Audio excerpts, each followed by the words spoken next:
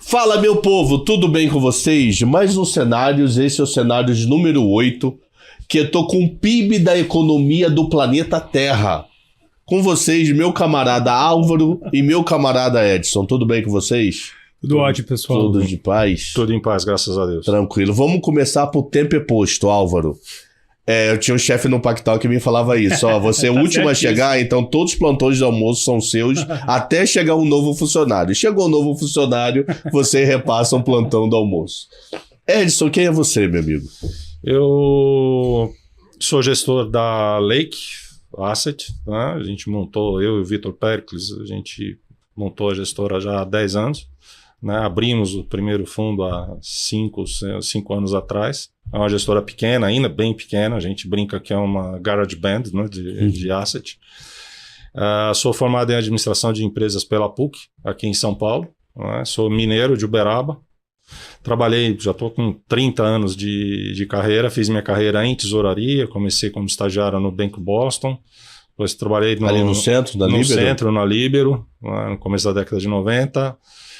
Depois fui para o Unibanco, para a tesouraria do Unibanco, trabalhei uns 4 anos lá. Depois trabalhei em corretoras, trabalhei em outros bancos menores. E em 2011 eu decidi que eu queria ser dono do próprio nariz e fundo era uma coisa que me atraía bastante, mas eu queria ter o meu mesmo, com perfil de hedge fund, alguma coisa mais assim. E decidi partir para a briga, montar a gestora, buscar as licenças de CVM, essas coisas todas. Eu vejo muita gente hoje pagando advogado para fazer isso. Na época eu fiz tudo sozinho. E depois arrumei uma pessoa tão maluca quanto eu para ir fazer a mesma coisa, que é o meu sócio, o Vitor, que está lá comigo. Ele teve aqui com a gente tem 2, 3 semanas. É genial. Físico, economista e eloquente. Vocês já repararam o vocabulário dele. De vez em quando eu falava, vou puxar pro Google. Ele solta umas ali, você imagina eu o dia inteiro com ele. Você entrou quando no mercado? Lembra? Porque eu entrei em 93, nós estamos quase quase, eu já era estagiário. Eu entrei em 91. Final 90, começo estagiário do CVM. Eu entrei em 91 lá no Boston, fiquei até final de 93, fui para o Unibanco, aí em 97 saí, depois fui trabalhar em corretora, depois fui para outro banco. Fechou. E até 2011 eu estava ali. Aí eu falei, estava sempre esperando para montar a gestora, tá com aquele cenário, aquela coisa que você fica esperando para se aventurar em alguma coisa sozinho, tá com tudo pronto, né? E tudo pronto para dar errado. Se der tudo errado, eu tô bem. Aí eu falei, esse dia nunca vai chegar. Então vai do jeito que tá mesmo. Fechou. É Álvaro, meu amigo, e você? Eu sou um pouquinho mais novo, né? A dúvida é, você, quando nasceu, a gente já estava trabalhando? Então, eu sou economista aqui do BTG Pactual, né? Estou no time ali do Mansueto Almeida, que é economista-chefe da casa hoje. Estou há 3 anos no banco, mas na parte de macro, mas comecei no mercado em 2010, 2009, 2010, em equity mesmo, e lá no Sul, né? Eu sou... Da onde específico? Eu sou gaúcho de Santa Maria, mas como todo bom gaúcho, a gente vai morar em Florianópolis, né? A gente diz que o Rio Grande do Sul é o melhor lugar do mundo, mas ele vai morar em Floripa, assim. E fiz minha faculdade lá de economia, depois eu fui fazer meu mestrado em Porto Alegre, em economia URGS. Também, na URGS, exatamente. E aí, há uns 5, 6 anos atrás, eu vim para São Paulo, que eu, enfim, queria para o mercado de fato, vamos dizer assim, né? O coração do mercado, que é São Paulo, que é a Faria Lima. E aí tenho uma pós-graduação no INSPER também de finanças, muito bacana. Vim para trabalhar na época num research independente que era uma garage band na época também, que é Eleven Financial, que aí hoje, enfim, cresceu bastante ali, o Dato capitaneando, né? Eu vim para fazer o research de bens de capital e transporte. Aí 1 ano depois eu fui para Spinelli, né? Que é a corretora ali do seu Nelson Spinelli, né? Uma figura ali, uma lenda do mercado também que conheci. E aí logo depois teve a fusão com a Concorde e outras corretoras, que veio a ser a Necton Investimentos. E aí fiquei lá no time fazendo equity, meio macro, porque aí veio o André Perfeito da Gradual lá pro time. André, convidado, hein? Figuraça. Responde meu WhatsApp, André. Por falar nisso, responde meu WhatsApp. Te mandei o WhatsApp tem 2 dias, André. Eu falo com ele que ele me responde no WhatsApp, pode deixar que eu faço. Pô, André, pra mim não é pessoal, André, pô. E aí o cara muito gente boa também, daí passou um ano, daí deu essa oportunidade de Pactual para fazer essa frente desse novo negócio que o Pactual estava abraçando, que é o varejo, né? Então, hoje eu estou liderando essa frente, né? A gente tem um time de research que, há 3, 4 anos atrás eram 3, 4 pessoas, né? Com o Lucas Claro, lá que você conhece também. Agora o time tem mais de 20 pessoas, assim. Então, a gente cresceu bastante. Acho que mostrou a importância do segmento, não só para o mercado, mas para o próprio banco, né? O banco, vocês aí sabem muito bem, sempre teve uma cultura muito de atacado. Sempre ficou meio assim com o varejo, mas já tem algum tempo que abraçou bem a causa. E eu tô lá nessa frente liderando o time de macroestratégia do banco. Fechado. Vamos começar, para quem não sabe, nesse momento, você tá vendo amanhã, mas foi gravado ontem. E o ontem é hoje. E hoje é quinta-feira, 4 de agosto, por volta de 4h30 da tarde. Por que eu falei até horário? Que no mercado financeiro, qualquer 10 minutos, tudo pode mudar. Acho que é a CBN que fala isso, em 1 minuto tudo pode mudar. Alguém aí tem esse slogan. Primeiro, ontem o Banco Central subiu os juros de 13,25 para 13,75. A primeira pergunta é que, antes da decisão de ontem, vocês já tinham parado antes? Vocês já tinham não levado esses juros a esse patamar? Vocês acham que, ok, esses juros nesse patamar poderia subir mais? Então, a opinião de vocês, antes da gente olhar o comunicado do Banco Central, ele levou demais, tá bom ou ainda é de menos? Que vocês tivessem poder de voto. Vamos lá? Eu acho que ele errou muito lá atrás, mas isso já são águas passadas. Eu acho que agora ele acabou exagerando um pouco, mas muito na incerteza. Então, ele vem pagando, até pela incerteza, um certo preço pelos pecados passados. Tem pecado que é dele e tem uma parte de pecado que ele comprou porque veio do externo. Né, da situação externa de commodities que já vinha, mas isso ele deveria ter visto ali em meados de 2020, então comeu bola.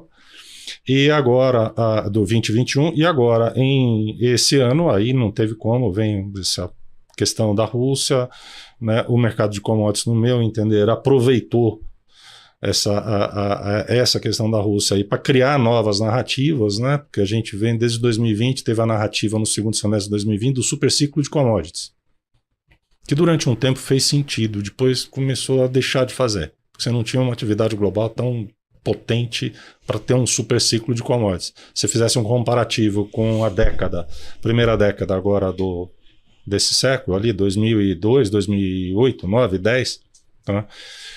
A gente teve um super ciclo, mas capitaneado pela baixa de juros americana, a recuperação um pouco da economia, depois dos ataques lá da queda da Nasdaq e do próprio ataque em 2001, né, das torres, a baixa de juro europeia também, e o volume de dinheiro que a Europa estava terminando de investir nos países periféricos da zona do euro.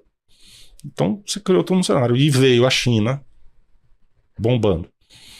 Ali, eu acho que foi uma questão de um ciclo. E se for ver historicamente também, em gráficos de séculos atrás, aí que o Mark Faber já li algumas coisas dele, você teve esse ciclo subindo que terminou em 2000 acabou terminando, teve uma interrupção na crise, ali na grande crise financeira em 2008, mas por volta de 2014, 15 ali, a gente começou a ter uma baixa. Aí agora falar de um super ciclo, para determinar um ciclo desse, a gente precisaria de ter uma demanda grande, mas a gente estava tendo uma demanda, na verdade, era uma volta de demanda represada pós-Covid. Então, voltando à sua pergunta, eu acho que o BC comeu um pouco de bola ali em 2020, 2021, as commodities vieram, agora explodiu na cara dele. O mercado de commodities também precisava dar uma narrativa nova, porque a do superciclo já tinha ido pro ralo.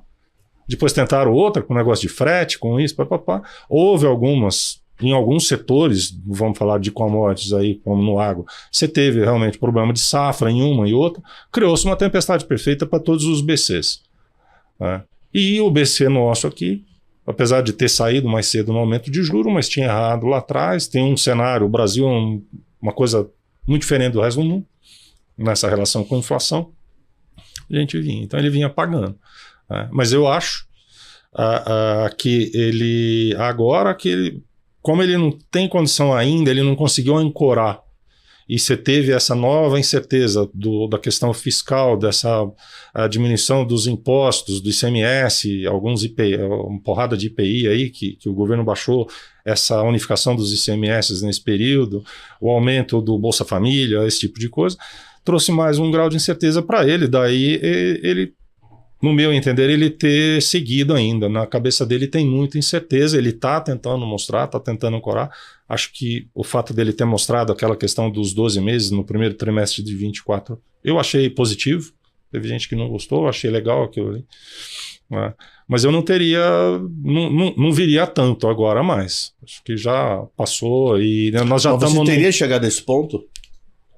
Você teria chegado a 375? Não.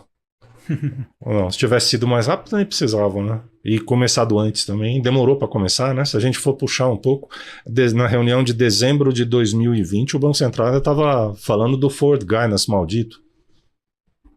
Que aí que ele vou tirar o forward guidance, quer dizer, ele ainda estava insistindo num erro que já estava estourado na cara dele, em termos de inflação ali no final de 2020, quer dizer, negou a realidade, ou não quis enxergar, não sei, né?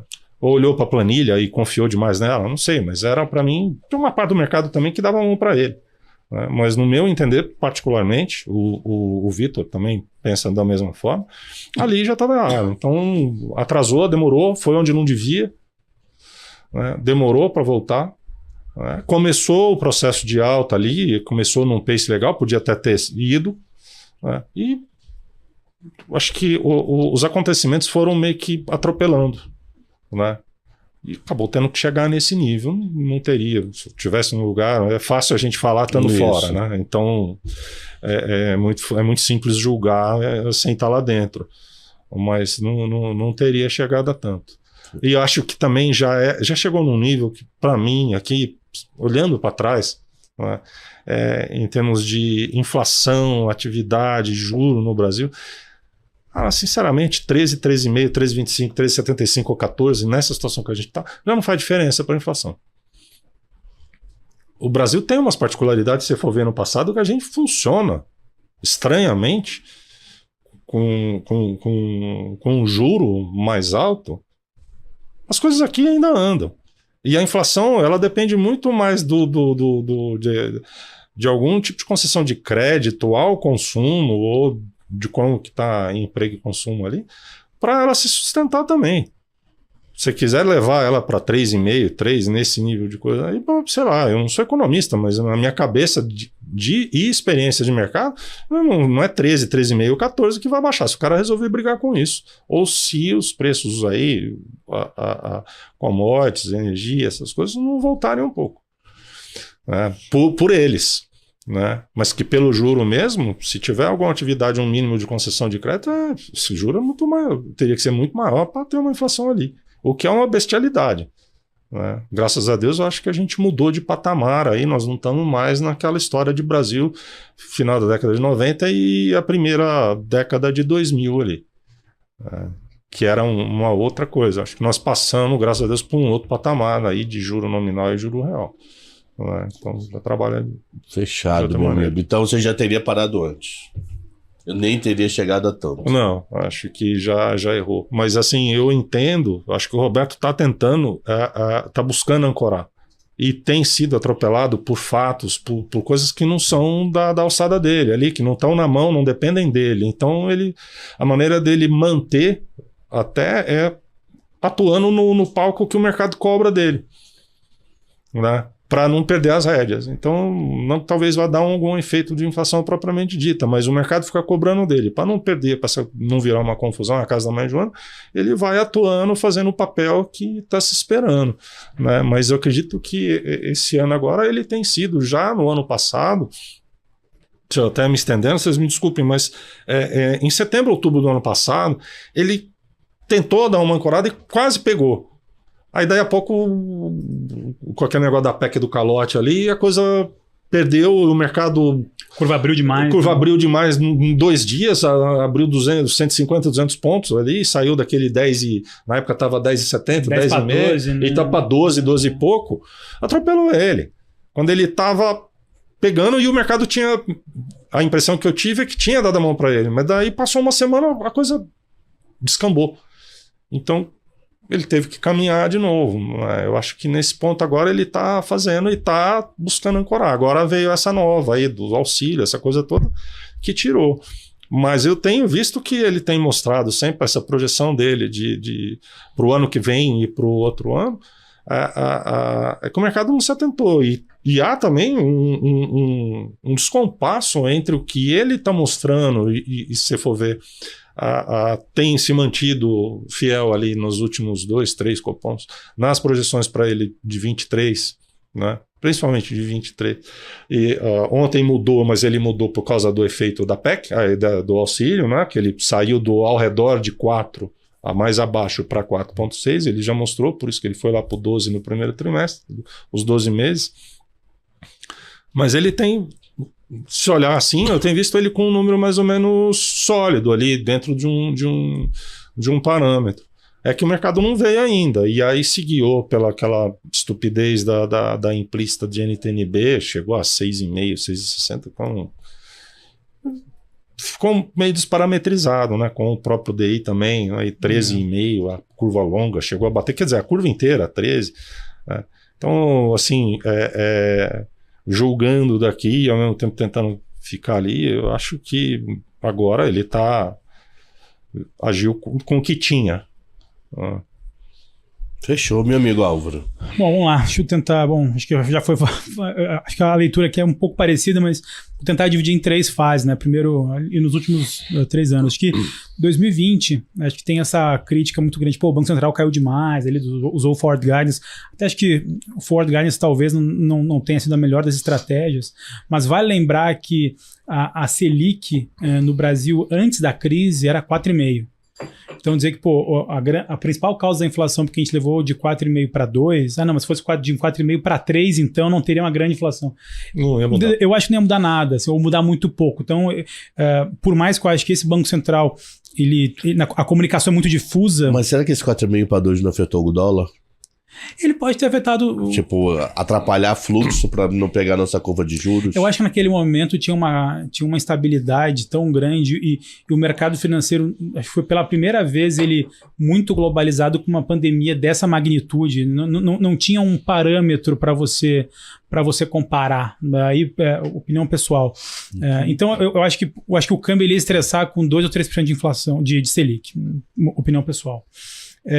Dito isso, acho que esse papo do que o Roberto Campos Neto traz nas suas palestras e tudo mais, nas suas apresentações, acho que é verdadeiro, né? Ou seja, ter essa inflação ela é muito mais importada, né? Acho que o Banco Central americano foi pego de surpresa, então foi só no final, ali no terceiro para o quarto trimestre do ano passado, que o Powell acabou admitindo ali no Senado de uma forma meio estranha, que então a inflação não é bem transitória mesmo, né? Então, poxa, acho que quando o Banco Central do Brasil erra, acho que dá para recuperar ali na frente um pouco rápido. Agora, quando o Banco Central americano, europeu, inglês, todo mundo erra, aí fica difícil mesmo. Então, acho que esse é o primeiro ponto. Segundo ponto é que, eu concordo, acho que o Banco Central, quando ele começou a subir a taxa de juros, ele poderia ter feito de uma forma mais rápida. Né? Eu acho que ele esperou demais e ele esperou guiando de uma forma desnecessária. E aí, na minha avaliação, começaram os erros do Banco Central. Então, quando ele começa a subir o juro, ele começa, olha, a gente vai subir o juro, mas a gente vai subir o juro num patamar parcialmente neutro, ou seja, que era abaixo do juro neutro. Aí passou 2, 3 cupons, não, então agora a gente vai perseguir o neutro. Não, ele agora falava muito de pique em novembro de 21, né? Isso, não, agora 21, a gente vai perseguir acima do neutro. Aí acabou essa frase, mas agora é significativamente contracionista. Então, o Banco Central sempre quis dar um guidance que ele mesmo nunca conseguiu cumprir, porque ele não tinha controle, na verdade, das expectativas, porque a razão principal era externa, não era doméstica. Então, e aí o Banco Central, nessa comunicação, na minha avaliação, ele se perdeu, e esses 1.200, quase 1.200 base points de contração monetária que o BC está fazendo desde 2% até o 13,75 ou 14%, que pode ser em setembro, parece pouco. Porque é aquilo que a gente estava falando antes. Em geral, o bom trabalho do Banco Central é fazer pouco parecer muito. E esse Banco Central faz muito e na comunicação se perde e parece pouco. Então, para mim, o Banco Central ele acertou, assim, acho que ele tem acertado na decisão, mas tem errado na comunicação. E aí a gente está com 1.200 base points de contração de juros, com expectativa de PCA em 5,3%. Para 23, quando você olha o top 5, longo prazo está 5,8, e aí ele vendo tudo isso, ele, não, então vamos ver o primeiro trimestre de 24, ele nunca consegue ancorar de verdade as expectativas por conta de uma comunicação, na minha opinião, um pouco falha. Para responder ali a pergunta inicial, pô, você acha que ia nesse patamar? Acho que se a gente voltar ao cenário de todo mundo no mercado em janeiro, tava todo mundo, não, 1,1275 para. Até teve acho que foi em fevereiro ou março. O pessoal, não, essa comunicação aqui é dovish, ele vai parar em 2,75. Pois é. E o Banco Central, desde lá, ele tá querendo parar. Tá. Só que ele não tá conseguindo. Não conseguiu. A guerra atropelou ele. A guerra atropelou ele, assim, e a guerra está se estendendo mais do que todo mundo também imaginava, né? A gente, lá no banco, fez uma live com o Anatoly Kaletsky, que é o economista-chefe da Gavekal Research, né? Uma casa, super reconhecida. E o Anatoly, não só como economista, mas russo, falou lá em início de março, olha, esse negócio vai durar de 3 a 6 meses. E todo mundo se assustou, acho que até o pessoal não levou muito a sério. Está se confirmando o cenário que ele colocou lá em março. E isso está fazendo um preço significativo na inflação. Tanto é que o Banco Central, um dos exemplos dessa comunicação difusa do Banco Central é que lá acho que na comunicação de março ou de maio, ele atrelou a condução da taxa Selic, que é um cenário de curva futura de preço de petróleo. Ontem de novo. Aquele 100, 110. Ontem ele tirou 100, 110, mas manteve 2%. Não, o preço não, o 2% depois do ano que vem, né? Aí 2 ao ele ano. manteve, mas na época ele tinha colocado o preço e com um cenário alternativo de maior probabilidade. Pô, então não é alternativo. Né? Então, assim, eu acho que foi uma comunicação meio estranha ao longo do caminho, que mesmo com a Selic indo a 13, 14, parece pouco. Dito isso, eu acho que a gente vai ter mais um ajuste de 25, não porque o Banco Central quer, não porque talvez vai fazer grandes efeitos na expectativa, mas é porque em 45 dias, eu particularmente não consigo ver hoje, aí a gente falou antes, né? Pô, em um dia a coisa pode mudar muito, mas em 45 hoje eu não consigo ver grandes fatores que possam reduzir significativamente a expectativa de inflação, para ele falar assim, viu, estava certo, realmente eu avaliei aqui, não preciso mais subir. Eu não sei como é que vai ser essa comunicação de setembro. Dito isso, eu acho que ele vai dar o restinho de liberdade que ele mesmo se deu, ou que ele mesmo reduziu para setembro, e dá mais 25, e deve parar em 14 mesmo. Aí eu faço uma pergunta. Um dos objetivos dele, do Daily BC, é olhar a inflação de serviços e administrar do zero, porque ele não tem controle. Não adianta jogar os juros para 80 mil, que se a ANEEL, a Anatel, quem for resolver mudar preço, muda. Tá? Então, a minha dúvida é o seguinte. Nós temos algumas informações que na minha cabeça ficaram difusas nos últimos dias. O que poderia ajudar a pressionar a inflação? CAGED é excepcionalmente bom, PNAD é excepcionalmente bom. Então, nós temos massa salarial indo para o mercado consumir, que não consumia no mês anterior e assim indo. 300 mil de pessoas todo mês, aproximadamente. Então isso poderia pressionar a inflação de serviços. Por outro lado, nós tivemos canetada do governo, via apoio de Congresso ou não, diminuir o ICMS. Então nós temos uma foto muito forte de uma inflação caindo a curtíssimo prazo devido à canetada. Mas o quanto dessa foto pode virar filme? Então, o que eu estou querendo dizer? O quanto dessa foto pode contagiar os outros produtos? Eu vou dar um exemplo bem simplista para o público entender. Será que eu vou cortar cabelo mais barato semana que vem porque a luz baixou, porque o transporte que pagava o funcionário para ir trabalhar baixou? Ou isso culturalmente já está embutido, então vai ser foto que não vai virar filme. Então significa que esse efeito grande que nós vamos ter na inflação de julho pode até ter um resquício em agosto, mas não vai para setembro, outubro e novembro, e ainda continua deixando o Banco Central de cabelo em pé devido a esses bons números de CAGED. E só para complementar o meu racional, saiu o PMI Brasil. PMI Brasil em julho veio positivo, mas bem pior do que junho. E isso já pode também afetar a inflação de serviços? Então vamos inverter a ordem agora. Tá vamos bom. lá, Álvaro. Assim, a gente ainda acha que a inflação de serviços vai ser um pouquinho para cima. Essa leitura que você comentou muito bem, poxa, o PNAD veio com 9,2% de taxa de desemprego. Tem um lado aí que o rendimento real do trabalho está bem baixo. Sim. Né? Então, assim, não dá para comparar assim, esse 9,5 de agora com o 9,5, sei lá, de 5, 6 anos ou mais, né? Ou, sei lá, 10 anos atrás. É um 9,5 diferente porque o rendimento real tá muito menor.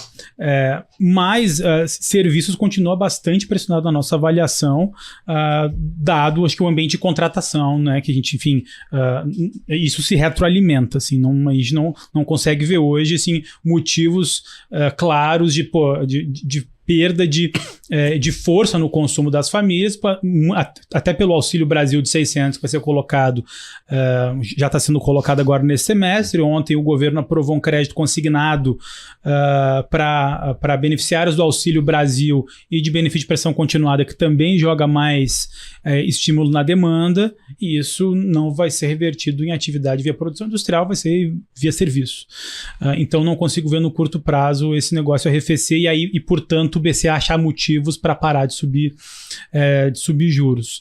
A expectativa, ela já está sendo, por esse efeito base, já está sendo maior para 23, o que também piora, no fim das contas, o trabalho do Banco Central. Fora o fato que, na minha avaliação, acho que o maior risco do Banco Central agora não é nem exatamente a inflação de serviços. Sim, ela vai continuar pressionada em 1-2 meses, mas depois ali no quarto trimestre a gente vai começar a ceder por efeitos de política monetária.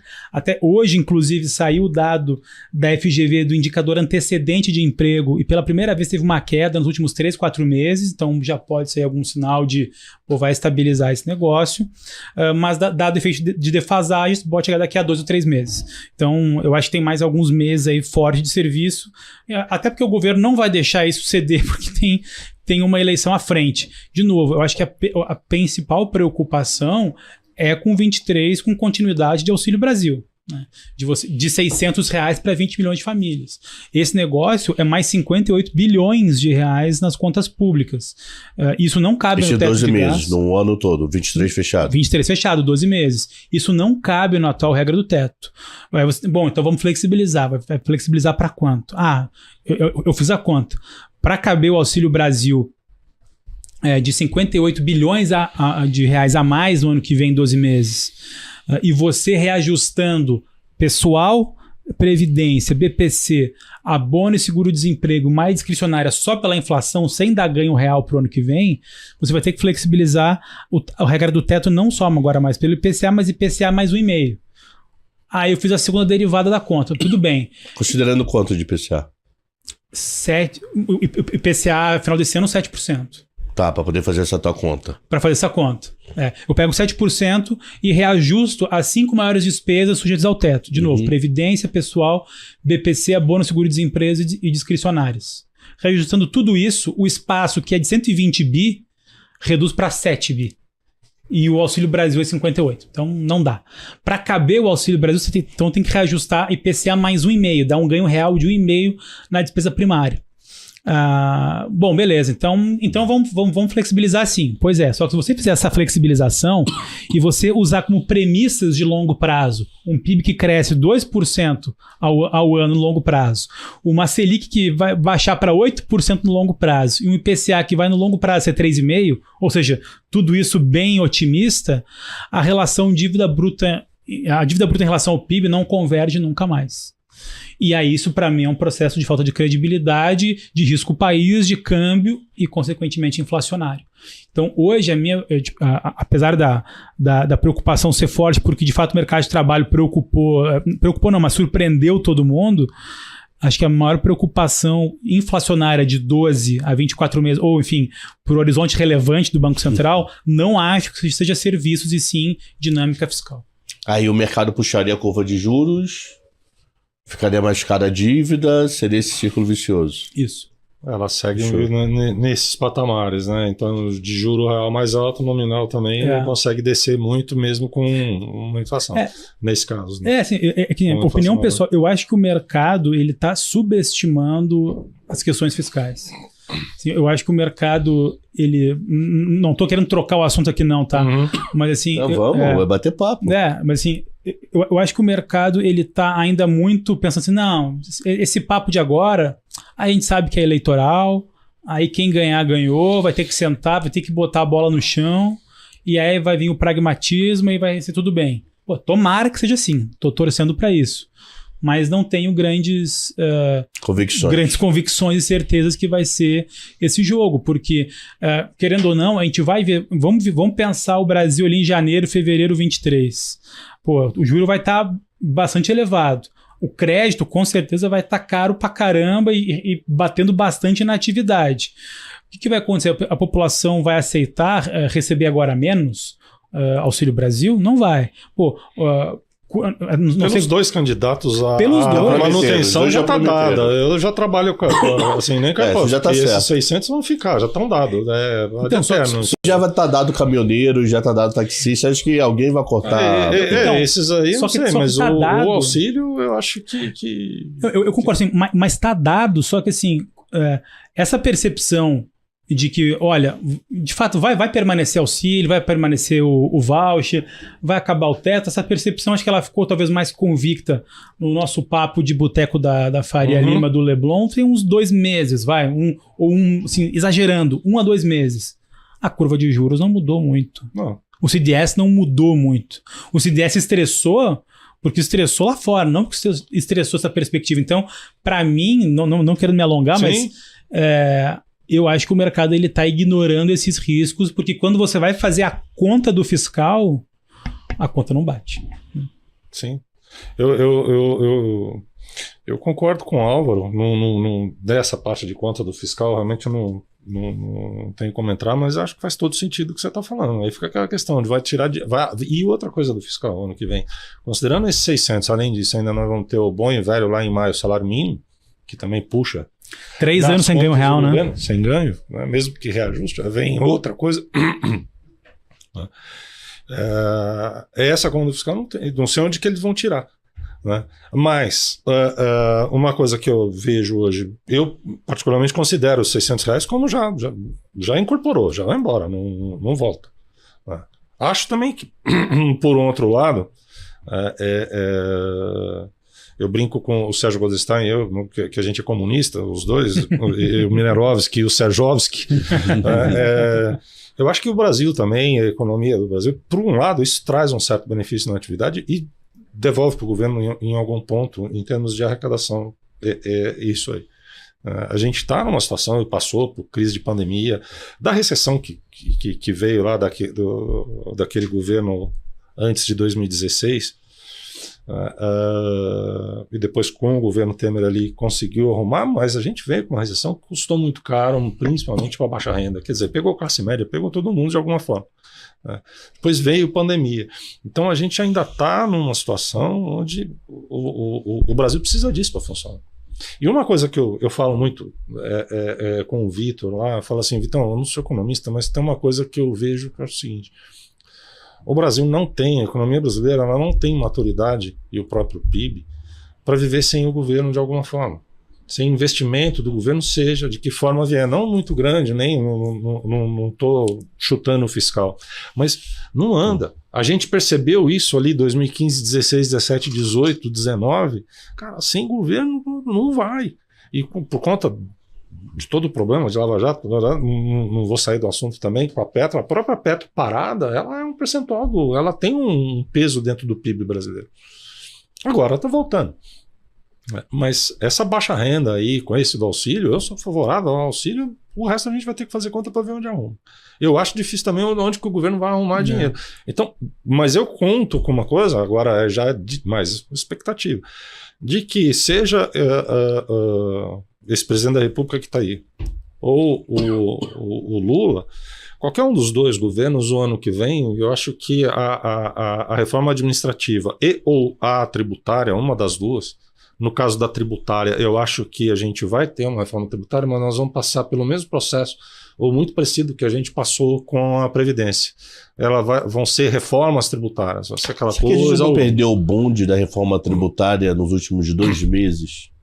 Quando passou de ICMS, não poderia tentar meio que dar uma balançada em alguns outros setores, dando desculpa de, mas não tem ambiente político, eleição. Não tem consenso, e os governadores aí, os prefeitos são uma parte que fica. Então, tem projetos, assim, parecem e dizem que são interessantes, que na verdade parece que tem uma do Senado e uma da Câmara, mas as duas parecem que são a mesma coisa.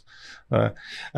Que vem, se eu não me engano, do projeto do deputado Haluí, que era um deputado do Paraná, que estava na Câmara lá em 2017 para ser votado e foi engavetado.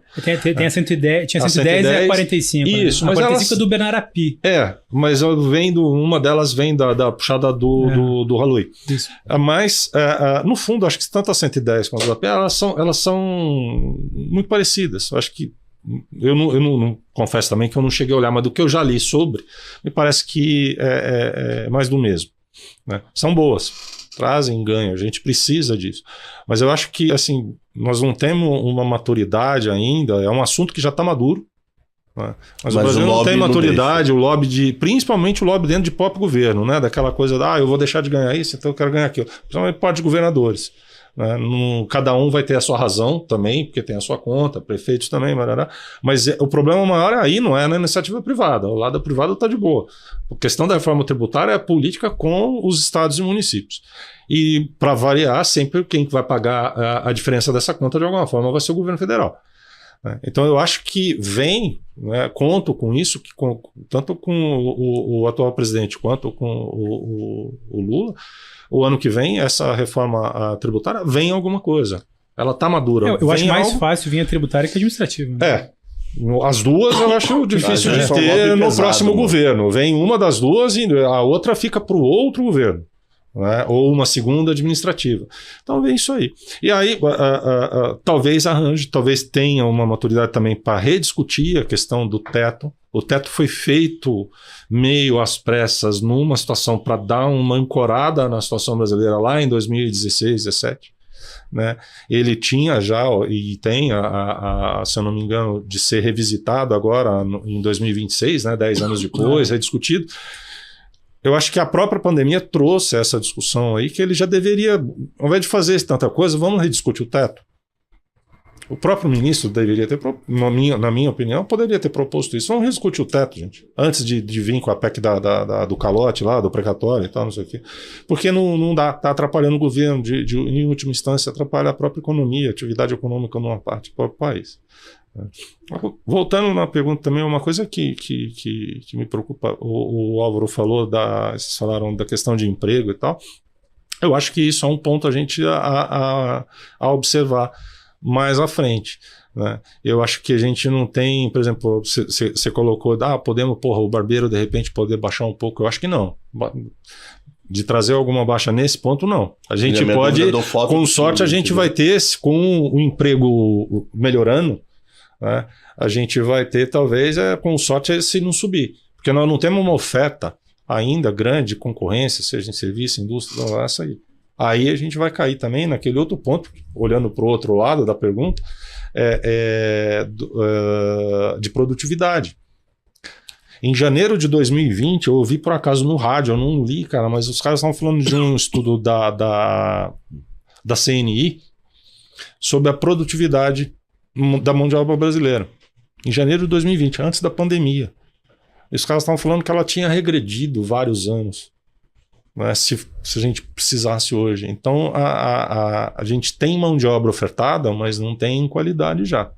Há alguns meses alguém escreveu um trabalho também que eu não li, mas ouvi, não sei se em rádio ou ouvi algum highlight em Twitter, alguma coisa assim, nego fazendo conta do nível de taxa de desemprego nossa hoje, né, por essa questão de produtividade.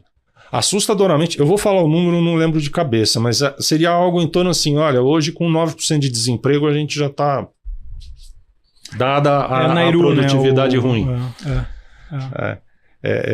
Antes era tipo 6, né? Mas agora piorou. É um nível de desemprego maior. O que reflete isso se a gente tiver com um aumento de crédito, com um processo de desinflação? O BC vai começar a ter dor de cabeça, provavelmente em 2025, 2026, com a questão de produtividade, de emprego e salário.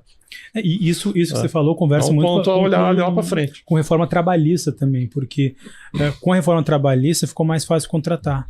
Uhum. Então, também esse 9.2 de hoje não é tão comparável ao 9.2 pré-reforma trabalhista. Uhum. Agora você tem mais agilidade. Tanto que eu até vi um trabalho do IBRE, agora não sei se era do Braulio Borges, enfim, de algum economista também, que a Nairu, essa taxa de desemprego natural do Brasil, né, que não inflaciona nem desinflaciona a economia, agora já... Os juros neutros do desemprego.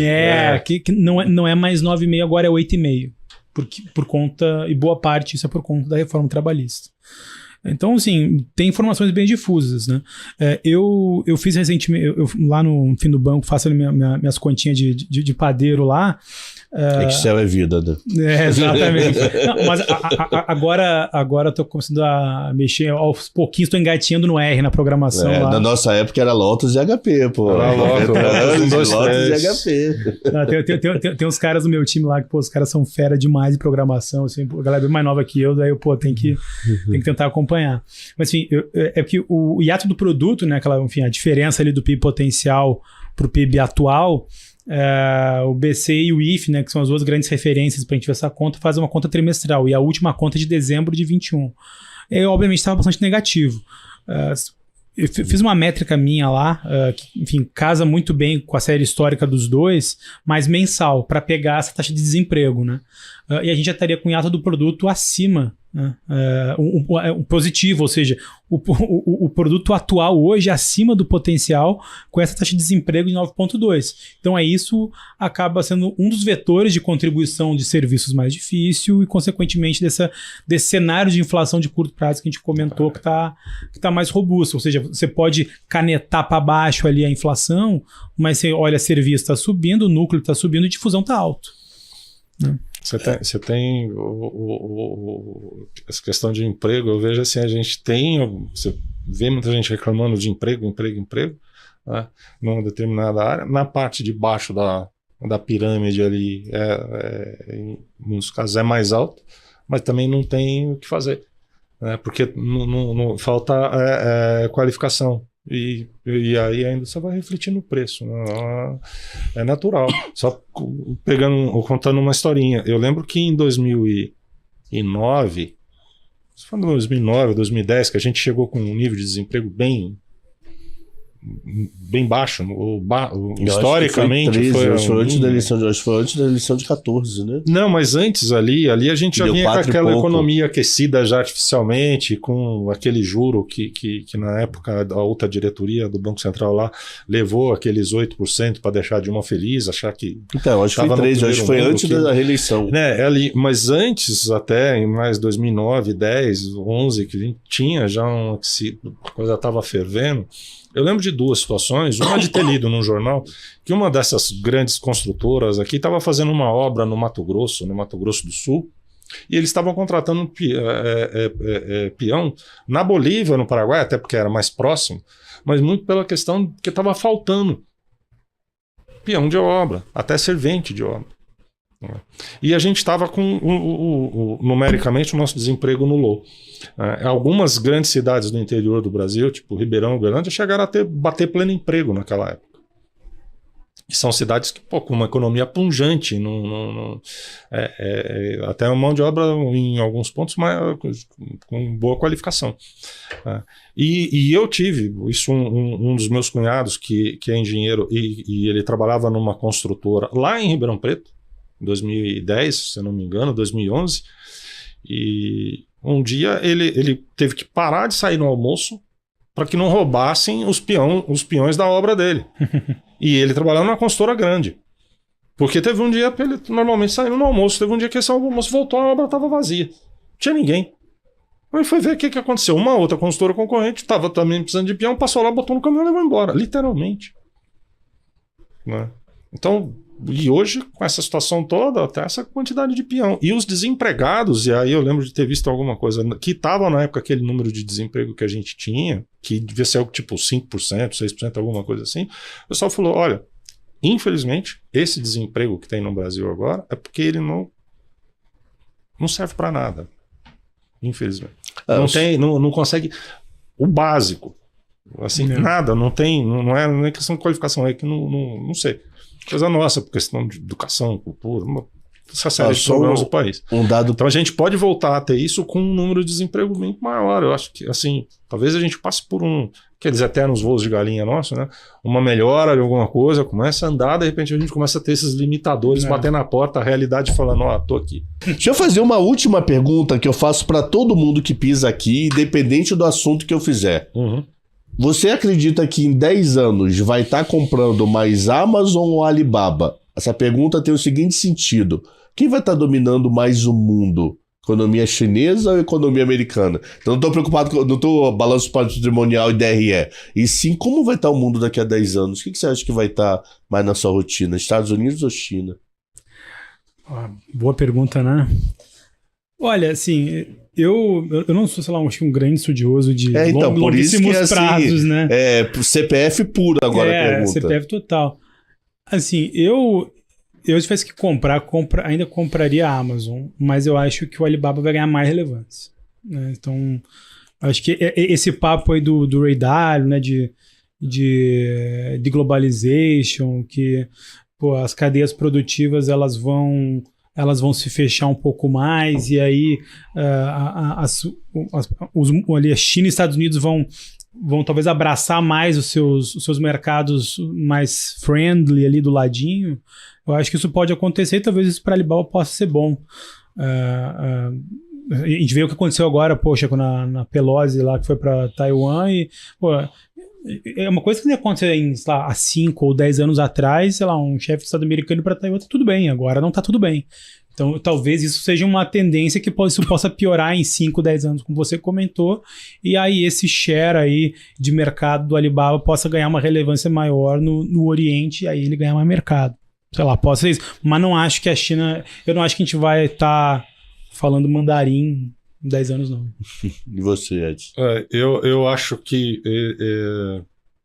falando de China e Estados Unidos, eu acho que essa questão geopolítica que existia antes e ela vem recrudescendo, né? Eu acho que a questão a atenção americana em relação à ascensão do Império Chinês já começou ali a acelerar um pouco mais com o Trump, e depois a gente viu agora com o Biden que era uma discussão de Estado e não de governo, né, as medidas que os Estados Unidos tomaram e vêm tomando. Isso faz com que a China acelere um pouco mais ou passe a cuidar mais ainda da transição. Nós estamos vivendo uma transição de império, na minha visão, e já vem há 20 anos. Tem um império ascendente e um império descendente. Para mim está dado. O descendente não vai deixar e o outro de ascender. E essa transição, eu achava, na minha ignorância geopolítica, que o chinês estava fazendo no tempo dele, do jeito dele, sem pressa.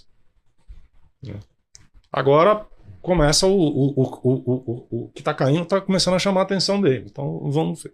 Essa divisão não é boa para eles, não é boa para ninguém, mas ao mesmo tempo, em termos de economia, por necessidade, as duas partes ali vão se acertando do lado de comércio. Acho que, e também com essa questão da Ucrânia, empurrou-se ali essa divisão de poder, tinha uma coisa meio lá, meio cá, aquela coisa dúbia que era a Rússia ali, empurrou meio que para o colo da China, né, onde ela vai ter que se escorar agora, já se escorou e vai ficar, né? E a China vai continuar. Eu acho que ela é ascendente daqui lá para frente. Eu acho que em 10 anos, em relação a hoje, os dois vão continuar crescendo, mas a relevância dela vai ser ainda maior do que é hoje. Ao mesmo tempo, um ponto muito legal que o Álvaro tocou nessa questão da repatriação de produção, de fatores de produção, de cadeia de suprimento. Acho que é um processo que a Covid despertou, e agora essa questão geopolítica e da própria Ucrânia, aí a gente vai para as commodities que você pode produzir como agrícola, vai ter mesmo. E eu acho que o Brasil, alguém falou isso, mas já deveria estar se preparando, ter enxergado isso e ter condições de se colocar como uma alternativa nisso. Você trazer cadeias de produção, todo o Ocidente, quer dizer, vamos dizer, Ocidente que eu digo Europa e a América do Norte ali, que dos Estados Unidos e Canadá, e as áreas de influência, eles vão... A questão de Taiwan, por exemplo, a parte de produção de microchip, de processador, todo mundo depende dele, até a China continental. Não dá para ficar. E os americanos já viram, o Biden está propondo ao Congresso um subsídio na produção de microprocessadores e tal, não sei o quê, para trazer. Porque tem a empresa americana, mas ela produz lá. Depende de supply para a produção daquilo também ali naquela região. Né? Essa parte também da mão de obra barata ali na própria China e Vietnã e tal, já acabou. Não traz para a América do Sul, né? Traz para cá. Pô, é um bonde que a gente está perdendo louco agora, de chegar para algumas empresas e falar, vem para o Brasil. Tem que trazer, a gente teria que estar mostrando isso como questão de Estado independente de governo. É uma janela de oportunidade muito grande. E é um processo que começou e não está terminando. O Tony Volpe, no livro dele de economia sob coação ou coerção, alguma coisa assim, muito legal. Ele fez uma análise desse impacto de Ásia e China e tal, do Brasil. E ele falou, ele estava citando um exemplo muito legal. A China, na década de 70 e 80, ela criou zonas francas de exportação. A gente tem uma de importação, lá no meio da mata. Difícil de chegar, difícil de sair, uma coisa que foi feita mais para integrar ali, para gerar alguma coisa no meio da Amazônia, mas do ponto de vista econômico, financeiro, um negócio totalmente absurdo. A gente tem zona franca de importação, os caras criaram zonas francas de exportação. Nós com um litoral desse tamanho, a gente nunca pensou nisso, mas por que não tem? E fora esse fator, né, acho que o bonde ali, que o Cabral comentou, tem mais um, né? O banco tá nessa fase de expansão, então a gente viaja bastante, né? Eu tava no Nordeste esses tempos, no Ceará, e aí tava, em uma das reuniões ali, um empresário falou para mim, Álvaro, ele tinha um pitch, claro, ali, pessoal, mas muito bom. Então, Álvaro, o Nordeste brasileiro, ele pode ser a Arábia Saudita do século XXI. Sim. Né? Porque, me diz um lugar no mundo igual ao Nordeste que venta o ano inteiro, que faz sol o ano inteiro. Ou seja, assim, tem uma capacidade de potencial de geração de energia ESG e barata, que é um pitch maravilhoso para você trazer empresa para cá com uma pauta ESG. Ainda mais próximo dele. E ainda mais próximo dele. Você está próximo da América do Norte, você está próximo da Europa, da África. Desceu pro cabo ali, indo para e o Brasil, historicamente, como parceiro, nunca teve nenhum tipo de problema, né, geopolítico com os Estados Unidos. Então, assim, eu acho que o Brasil tem um belo pitch de venda e poderia pegar esse bonde. E tem mão de obra. E tem mão de obra. Né? Tem gente, e a mão de obra está toda focada ali, justo no litoral. Então, por exemplo, pegando isso aí que você falou, essa questão que o Tony falou da zona franca de exportação, todo esse litoral do Nordeste... eu tenho que cortar, senão eu fico desempregado. Álvaro, como achamos de você? Você tem um programa no YouTube de manhã, qual é Instagram, Twitter, teu endereço de casa, telefone, você mora onde? CEP, nem isso, continuamos acompanhando o seu pensamento. Cara, então assim, eu acho que o principal ali, acho que no YouTube do banco, né, a gente tem o Morning Call, o fechamento de mercado, acho que são os dois lugares ali que eu tô falando bastante, como aqui. Acho que o segundo lugar, que aí dá um pouquinho mais de trabalho, mas eu acho que é o melhor, são os relatórios que a gente faz. Então, onde é que nós pegamos tá disponível no site do BTG Pactual. Se você for lá para você análise, está lá na área de macroestratégia, todos os relatórios que eu e meu time a gente produz. Também no Telegram do BTG Pactual, Research and News. Então você cadastra lá, você recebe todos os relatórios, não só de macroestratégia, mas de equity, crédito, de tudo. Tá lá, e também no meu Instagram, no @AlvaroSFrason, lá que eu tô com alguns seguidores. A gente tem que fazer esse trabalho, né? Eu falo pra turma lá do banco que economista de varejo não basta fazer análise, tem que postar no Instagram, né? Então quando tiver mais seguidor, melhor, pessoal. Pra mim, aí me ajuda, @AlvaroSFrason. Fechado. E você, Edson? Eu tô no Twitter, @mineiro, _Edson. No meu e-mail ali da Lake, edson@lake.com.br. Ali. Então, obrigado, e, dupla. como falo com muita gente, quem me buscar ali, a gente está em contato Fechado. direto. Então, Agradeço pô, a oportunidade. Eu que agradeço. 1 hora e quanto de papo, Xará? 1h15. Meu Deus, RH, Nicole, não me chame. Então, pô, muito, muito obrigado. Até semana que vem, se Deus quiser, meu povo. Um abraço.